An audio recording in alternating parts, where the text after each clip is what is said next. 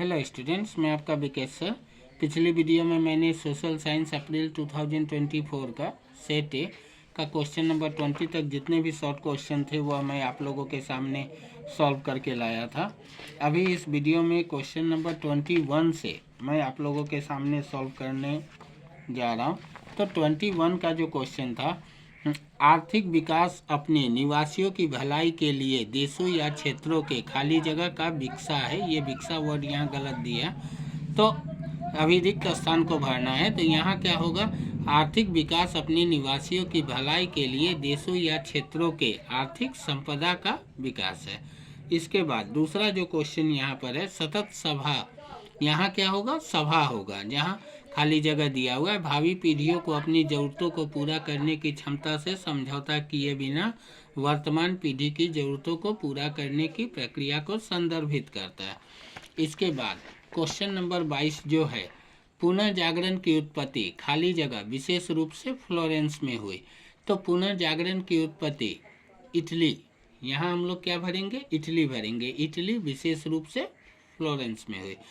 इसके बाद Johannesburg Gutenberg ने खाली जगह की शुरुआत की और पुस्तकों के उत्पादन में क्रांति ला दी। तो जोहान्स गुटेनबर्ग ने प्रिंटिंग प्रेस की शुरुआत की, जिसके कारण क्या है, पुस्तकों के उत्पादन में क्रांति आ गया।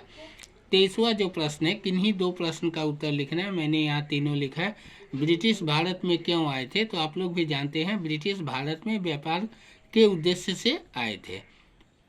इसके बाद ब्रिटिश भारत से कच्चा माल क्यों ले जाना चाहते थे? ब्रिटिश में हुई औद्योगिक क्रांति ने वहां के कारखानों के लिए कच्चे माल की मांग बढ़ा दी थी, इसलिए वे भारत से कच्चा माल लेकर तैयार माल भारतीय बाजारों में बेचना चाहते थे। इसके बाद सी नंबर है, भारत में ब्रिटिशों को भारत के बाजार क्यों चाहिए थे? तो भारत में ब्रिटिशों को भारत के बाजार इसलिए चाहिए थे क्योंकि वे नई प्रशासनिक और आर्थिक नीतियों की मदद से देश पर नियंत्रण दृढ़ कर सके, साथ ही साथ भारतीय व्यापार पर एकाधिकार कर सके। इसके बाद 24वां जो प्रश्न है, ईस्ट इंडिया कंपनी की स्थापना में हुई थी, तो 1600 ईस्वी में हुई थी।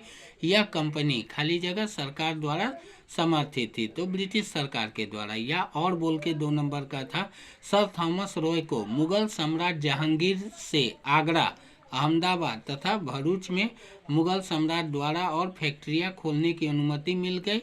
उनकी सबसे महत्वपूर्ण बस्ती दक्षिणी तट पर मद्रास थी। 25वां जो प्रश्न है, किन्हीं दो प्रश्न का उत्तर, तो मैंने यहाँ तीनों लिखा है।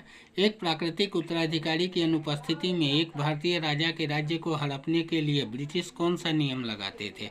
तो एक प्राकृतिक उत्तराधिकारी की अनुपस्थिति में एक भारतीय राजा के राज्य हड़पने के लिए ब्रिटिश उसके द्वारा गोद लिए गए उत्तराधिकारी को अस्वीकार कर देते थे और राज्य को अपने कब्जे में ले लेते थे।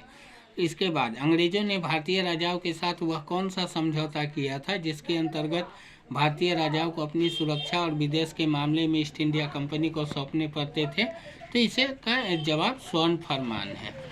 इसके बाद ईस्ट इंडिया कंपनी को किस नीति ने भारतीय शासकों और उसकी प्रजा पर बुरा प्रभाव डाला? तो औपनिवेशिक राजस्व नीति। तो स्टूडेंट, मैंने यहाँ 25 नंबर तक सॉल्व किया। इसके बाद आगे का मैं अगली वीडियो में डालूंगा।